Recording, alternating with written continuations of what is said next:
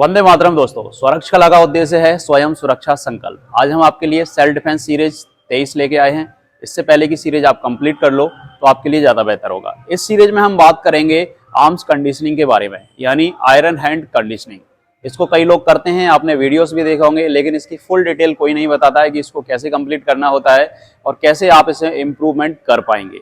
इस वीडियो में मैं आपको हर तरीका बताऊंगा कंडीशनिंग करने का आर्म्स का, उसके लिए परफेक्ट एक्सरसाइजेस बताऊंगा और उसके अलावा आप इसमें क्या सावधानियां करें कि आपको इंजरी ना हो, सबसे ज्यादा जरूरी ये होता है, हम वो भी बताएंगे।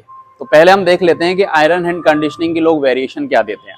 पहला वेरिएशन देते हैं वो कि इस तरीके से हिट करना है और इस तरीके से करते रहते हैं, जिसमें ना वो गार्ड रखते हैं ना कुछ, बस मार रहे हैं और कर रहे हैं। उनको इसका बेनिफिट पता नहीं है कि इसमें बेनिफिट क्या है और इसको सही तरीके से हम ब्लॉक्स के लिए भी कैसे इस्तेमाल करें और अटैक के लिए भी कैसे करें और इनको पावरफुल बनाने के लिए भी कैसे करें।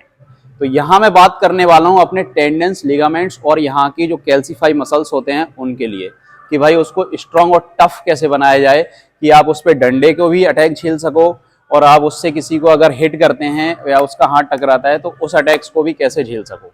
अब मैं बात करता हूँ स्ट्रीट फाइट के लिए थोड़ी सी।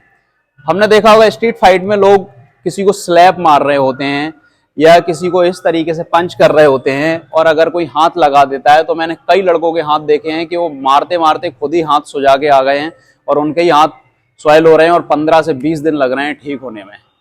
रीजन क्या है भाई इसका? कि उनकी प्रॉपर कंडीशनिंग नहीं है हाथ की। उन्होंने स्लैप तो पूरे पावर से मारा भाई सामने वाले को, लेकिन उसने गलती से हाथ लगा दिया या उसके सिर के इस हिस्से में ये पोर्शन पड़ता है, तो यहाँ से जो डैमेज होते हैं लोगों को वो बिना कंडीशनिंग की वजह से ही हिट करने की वजह से होते हैं, कि आपकी प्रॉपर कंडीशनिंग नहीं है। लेकिन अगर आप मार्शल आर्ट की ट्रेनिंग कर रहे हो तो आपके फोर आर्म्स और आपकी रिस्ट और नकल्स ये प्रॉपर कंडीशनिंग होनी चाहिए इनकी, वरना आप मार्शल आर्ट में आगे डिफेंस नहीं कर पाओगे। तो आज जिस कंडीशनिंग की हम बात कर रहे हैं वो केवल मैं फोर आर्म्स के लिए बता रहा हूँ। नकल्स कंडीशनिंग और फुल बॉडी कंडीशनिंग के वीडियो हम बारी बारी दे पाएंगे, क्योंकि सब मिक्सर हो जाएगा, किसी को कुछ समझ नहीं आएगा। तो फोर आर्म्स कंडीशनिंग के लिए सबसे बेस्ट होता है आयरन हैंड कंडीशनिंग। ठीक है, इसको आयरन हैंड इसलिए बोलते हैं कि भाई लोहे की तरह हाथ हो जाते हैं, लेकिन चुंबक नहीं चिपकेगी, ये बात ध्यान रखना। ठीक है, तो पहला जो इसके लिए होता है, एक तो परफेक्ट आपको बॉडी का जो रीच होती है वो ले लेनी है, कि आप ज्यादा आगे या ज्यादा पीछे नहीं हो। पता चले आप इतने आगे हो और आपके ये पोर्शन अगर कंडीशनिंग में टकरा रहे हैं तो फिर आपको यहाँ बहुत डैमेज हो जाएगा और आपकी रिस्ट बार बार इस तरीके से झटके खाएगी, तो ये रिस्ट यहाँ से थोड़ा सा इसमें गैप आ जाएगा जो आपको काफी लंबे समय तक दर्द देगा। पहली सावधानी ये रखनी है कि आपकी रीच प्रॉपर यानी हम दोनों के हाथ बिल्कुल इस रीच पे यहाँ पे टकराए। अगर हम इस पोर्शन को ट्रेंड कर रहे हैं यहाँ से लेके यहाँ तक, हम ये पोर्शन ट्रेंड नहीं कर रहे हैं, अगर यहाँ पे बार बार पड़ेगा तो ये पोर्शन डैमेज हो जाएगा बहुत ज्यादा। तो हमें ट्रेंड करना है यहाँ से लेके यहाँ तक का ये पोर्शन, इसके ऊपर का भी नहीं। अगर यहाँ भी पड़ेगा तब भी लग जाएगी। ठीक है, तो हम ज्यादा नजदीक भी नहीं जाएंगे, क्योंकि अगर ज्यादा नजदीक गए तो हो सकता है कि यहाँ पे ग्रोइन पे ही हिट हो जाए कंडीशनिंग करते टाइम। तो इतना रखना है कि भाई यहाँ से हाथ ये जाए और अगर मैं हाथ मारूं तो ये निकले, यानी हमारा प्रॉपर ये हाथ एक दूसरे को टच करे। ठीक है, तो हमें इसमें 3 पोर्शन ट्रेंड करने होते हैं। फर्स्ट पोर्शन जो आप देख रहे हैं ये फ्रंटल, यानी यहाँ से ये फ्रंट वाला पोर्शन जो आपको दिख रहा है पूरा, ये थोड़ा सॉफ्ट होता है और यहाँ पे स्किन भी काफी पतली होती है।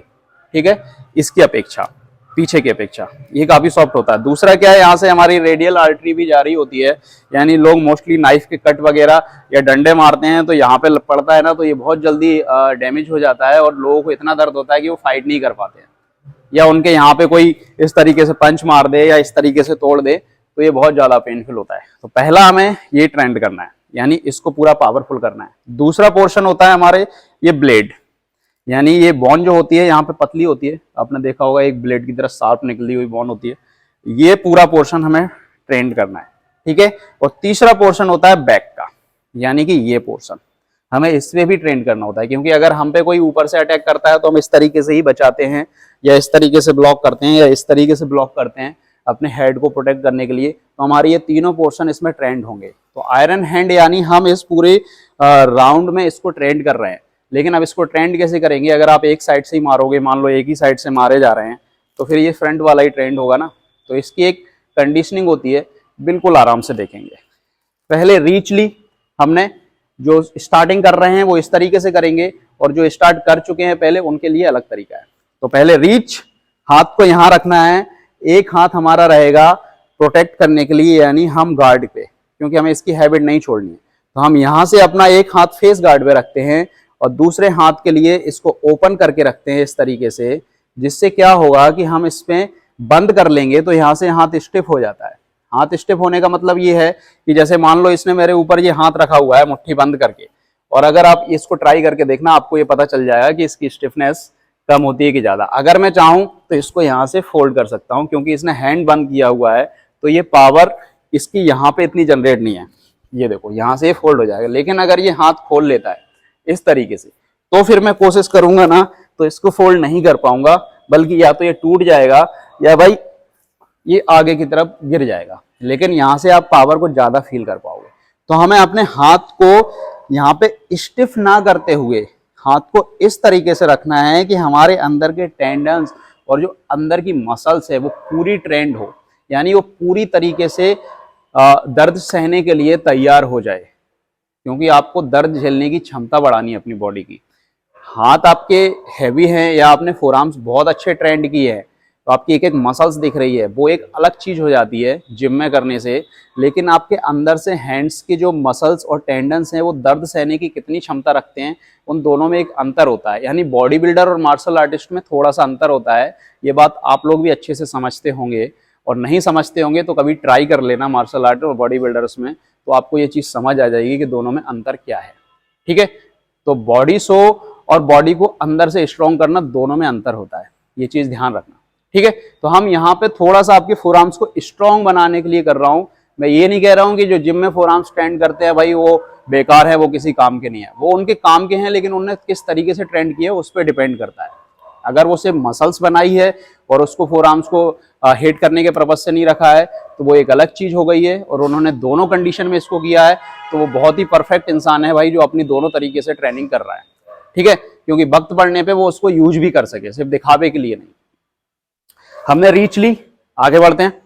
हमने एक हाथ को चेक हैंड पे रखा यहां से प्रोटेक्ट करने के लिए, और यहां से हम सिंपल अपने दोनों आमने सामने हाथों को इस तरीके से मारेंगे। ठीक है, तो पहला अटैक यहां पे मारा। ठीक है, मारने के बाद हम यहां से अपने हाथ को शिफ्ट करेंगे ऊपर की तरफ, और इस तरीके से इस बोन का कांटेक्ट इस बोन से करेंगे। ये मैं उसकी ड्रिल बता रहा हूं कि आप अपने पार्टनर के साथ कैसे करोगे, लेकिन अकेले हो उसके लिए भी बता दूंगा। ठीक है, यहां से आपको इसे टच करना है और यहां से नीचे की तरफ ले जाते हुए हम इस बोन का टच करेंगे सामने वाले की, बिल्कुल इससे। तो हमारी तीनों बोन्स एक साथ ट्राई हो रही हैं। तो फिर से देख लो, 1 सिंपल सीधा सामने वाला हाथ, 1 एंड 2 एंड 3। सेकेंड हैंड ये चेक पे जाएगा, 1 2 एंड 3। फिर से चेंज, 1 2 3, 1 2 3। चेंज करके आपको इस तरीके से अपने हाथ की जो पावर है उसको इस्तेमाल करना है, और यहाँ से आपके जो फोर आर्म्स हैं वो ट्रेंड होना शुरू हो जाएंगे। और शुरू में इनमें इतना दर्द होगा कि आपको लगेगा कि आपके हाथों पे किसी ने डंडे तोड़े हैं शुरुआत में, यानी कुछ दिन 10 से 15 दिन। यहाँ पे आपको अपनी रिस्ट टाइट रख लेनी है, क्योंकि रिस्ट पे एक झटका आएगा जब आप इससे हाथ को कांटेक्ट करोगे, तो वो झटके को आपको अवॉइड करना है, क्योंकि आप रिस्ट टाइट करोगे तो आपको झटका कम फील होगा। ये बात ध्यान रखना, वरना आपकी रिस्ट में धीरे धीरे मोच आनी शुरू हो जाएगी। अब यहाँ से हम स्पीड बढ़ाने के लिए अपने बॉडी को मूवमेंट करना शुरू कर देते हैं। ठीक है, जिससे आप स्पीड बढ़ाओगे जब आप परफेक्ट हो जाओगे आगे के लिए।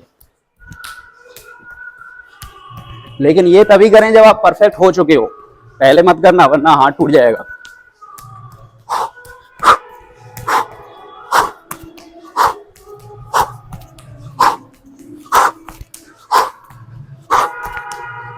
ठीक है, इससे आपके जो हैंड्स होंगे वो बिल्कुल रेड हो जाएंगे। और उसके बाद जो आपको एक्सरसाइजेस करनी है कि इस हैंड के लिए क्या एक्सरसाइजेस करें तुरंत आयरन हैंड करने के बाद, जिससे आपके हाथों की पावर डबल हो जाए और इनमें मारने की क्षमता बढ़ जाए, वो मैं आपको बता देता हूँ। तो एक्सरसाइजेस के लिए कुछ इक्विपमेंट लगेंगे, वो देख लेते हैं। फर्स्ट एक्सरसाइज में आपको एक प्लेट ले लेनी है, शुरुआत में 5 kg, उसके बाद आप 10 kg को इस तरीके से जंप करेंगे और दूसरे हाथ से ग्रिप करेंगे। इससे आपकी जो ग्रिपिंग होगी वो मजबूत हो जाएगी और फोर आर्म्स काफ़ी ज़्यादा स्ट्रॉन्ग होने लगेंगे, अंदर से भी और बाहर से भी।